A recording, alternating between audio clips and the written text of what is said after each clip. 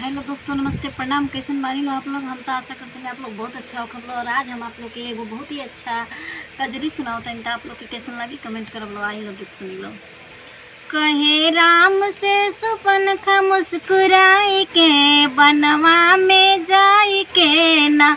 ओ कहे राम से सुपन खा मुस्कुराई के बनवा में जाई के ना।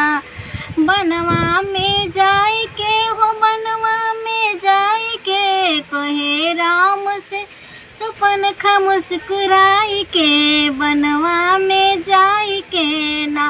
राम कर लो मुझसे शादी करो बन की आज़ादी। राम कर लो मुझसे शादी करो बन की आज़ादी।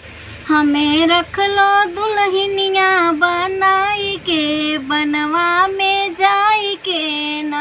हमें रख लो दुल्हनिया बनाई के बनवा में जाई के ना। राम माने नहीं बात गए लखन जी के पास। राम माने नहीं बात गए लखन जी के पास। लखन काट लिए नकिया गुस्साई के बनवा में जाई के ना। वो लखन काट लिए नकिया गुस्साई के बनवा में जाई के ना।